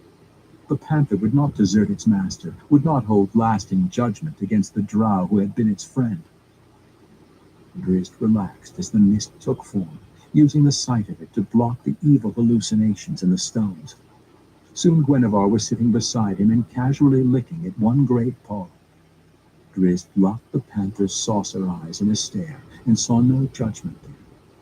It was just Guenhwyvar, his friend, and his salvation. Drizzt curled his legs under him, sprang out to the cat, and wrapped the muscled neck in a tight and desperate embrace. Guenhwyvar accepted the hold without response, wiggling loose only enough to continue the paw-licking. If the cat, in its otherworldly intelligence, understood the importance of that hug, it offered no outward signs. Restlessness marked Drizzt's next days. He kept on the move, running the circuits of the tunnels around his sanctuary.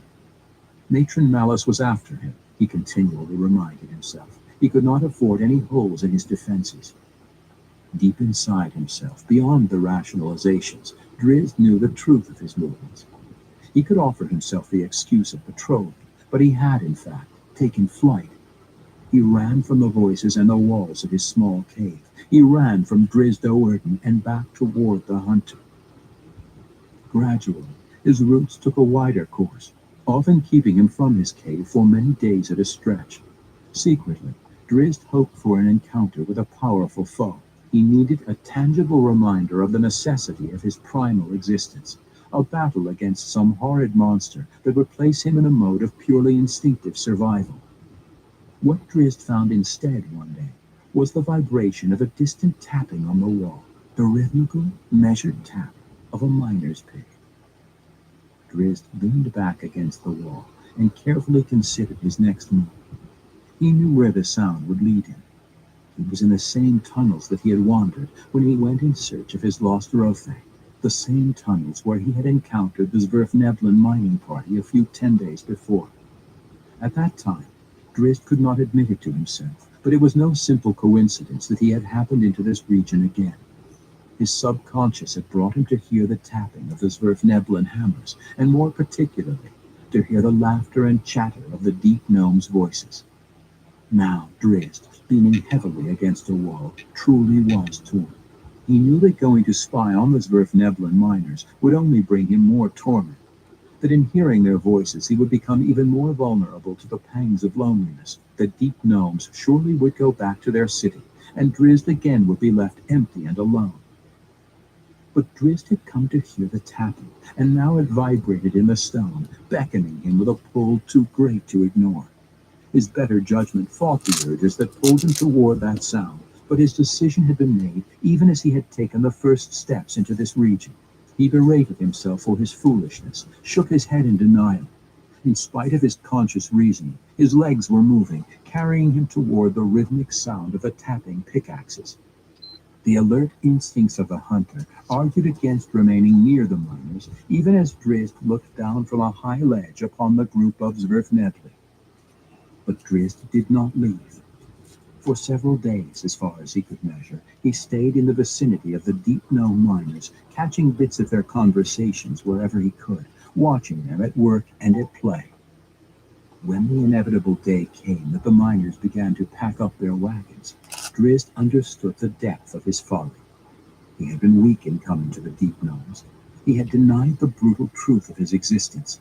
Now he would have to go back to his dark and empty hole, all the more lonely for the memories of the last few days. The wagons rolled out of sight down the tunnels toward the Zwerfneblen city. Drizzt took the first steps back toward his sanctuary, the moss-covered cave with a fast-running stream and the myconid-tended mushroom grove. In all the centuries of life he had left to live, Drizzt Do'Urden would never look upon that place again.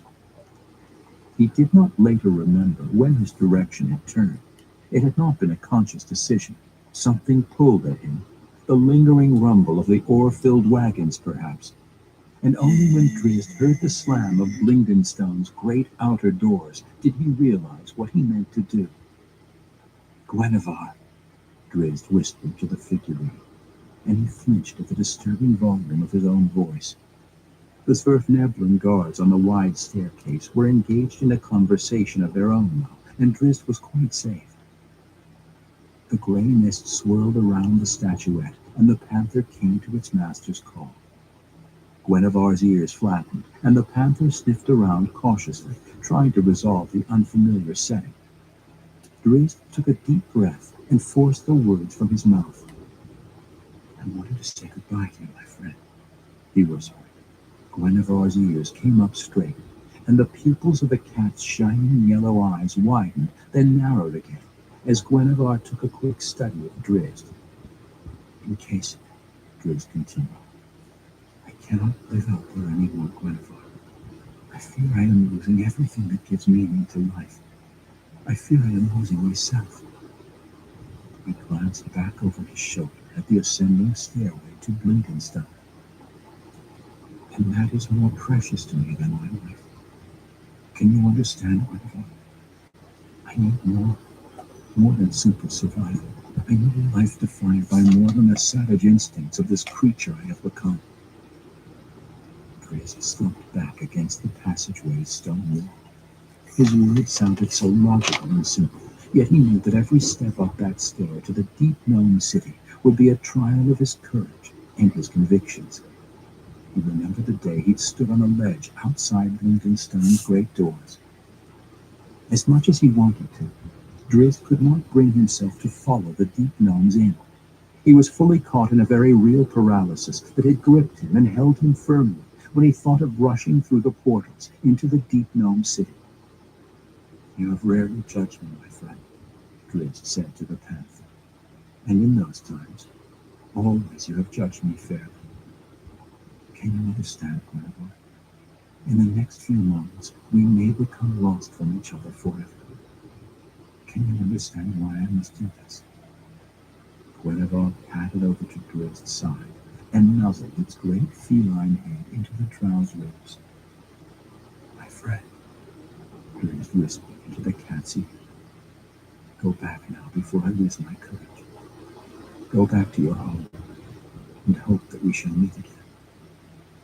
Guinevere turned away obediently and paced to the figurine. The transition seemed too fast to Drizzt this time. Then only the figurine remained. Drizzt scooped it up and considered it. He considered again the risk before him. Then, driven by the same subconscious needs that had brought him this far, Drizzt rushed to the stair and started up. Above him, the Deep Gnome conversation had ceased. Apparently, the guards sensed that someone or something was approaching. But the Zwerfnebli guard's surprise was no less when a drow elf walked over the top of the staircase and onto the landing before the doors of their city. Drizzt crossed his arms over his chest, a defenseless gesture that the drow elves took as a signal of truce. Drizzt could only hope that the Zwerfnebli were familiar with the motion, for his mere appearance had absolutely unnerved the guards.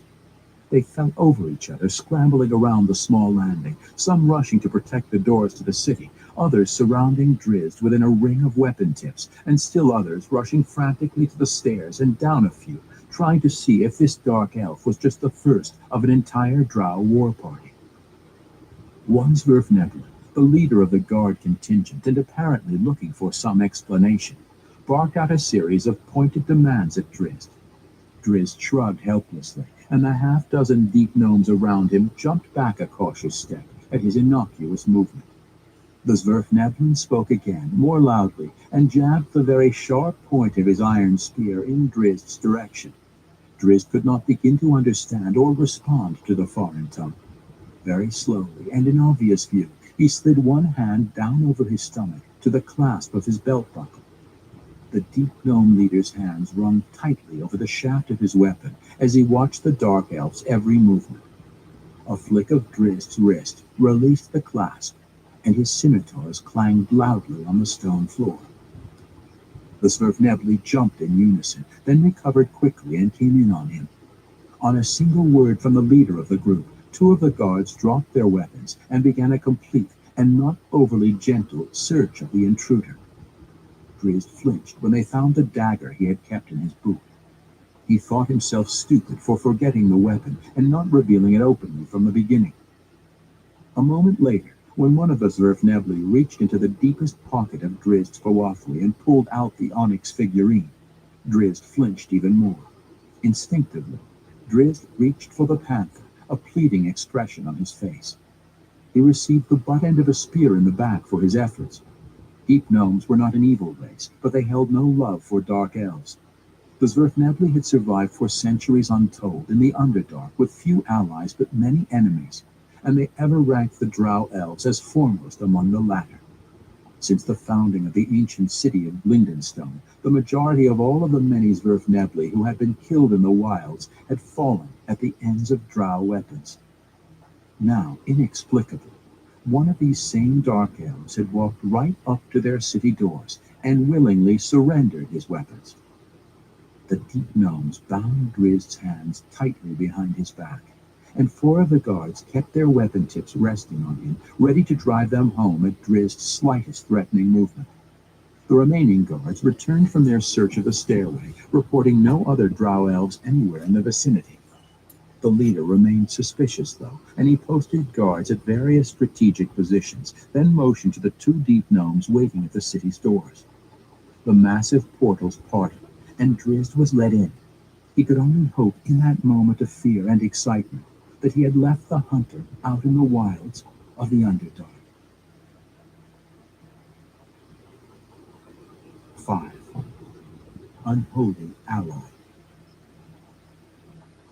In no hurry to stand before his outraged mother, Dinan wandered slowly toward the anteroom to House Do'Urden's chapel. Matron Malice had called for him, and he could not refuse the summons. He found Vierna and Maya in the corridor beyond the ornate doors, similarly tentative. "What is it about?" Dinan asked his sisters in the silent hand code. "Matron Malice has been with Briza and Shanaine all the day," Vierna's hands replied. "Planning another expedition in search of Drizzt," Dinan motioned half-heartedly, not liking the idea that he would no doubt be included in such plans.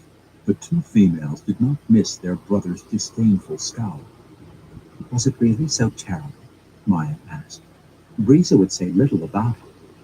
"Her severed fingers and torn whip revealed much," Vierna put in, a wry smile crossing her face as she motioned. Vierna, like every other sibling of House Do'Urden, had little love for her eldest sister. No agreeing smile spread on Dinan's face as he remembered his encounter with Drizzt. "You witnessed our brother's prowess when he lived among us," Dinan's hands replied. "His skills have improved tenfold in his years outside the city." "But what was he like?" Vierna asked, obviously intrigued by Drizzt's ability to survive. Ever since the patrol had returned with the report that Drizzt was still alive, Vierna had secretly hoped that she would see her younger brother again. They had shared a father, so it was said, and Vierna held more sympathy for Drizzt than was wise, given Malice's feelings for him.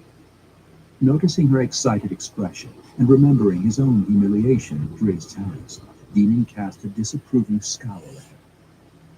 "Fear not, dear sister," Dinan's hands said quickly. "If Malice sends you out into the wilds this time, as I suspect she will, you will see all of Drizzt you wish to see and more." Demon clapped his hands together for emphasis as he ended, and he strode right between the two females and through the anteroom's door. Your brother has forgotten how to knock, Matron Malice said to Breeza and Sinead, who stood at her sides. Risen, kneeling before the throne, looked up over his shoulder to see Demon. I did not give you permission to lift your eyes, Malice screamed at the patron. She pounded her fist on the arm of her great throne, and Risen fell down to his belly in fear. Malice's next words carried the strength of a spell. Grovel, she commanded, and Risen crawled to her feet. Malice extended her hand to the male, all the while looking straight at Demon. The elder boy did not miss his mother's point. Kiss, she said to Risen, and he quickly began lavishing kisses onto her extended hand. Stand, Malice issued her third command. Risen got about halfway to his feet before the matron punched him squarely in the face, dropping him in a heap to the stone floor. If you move, I shall kill you, Malice promised, and Risen lay perfectly still, not doubting her in the least.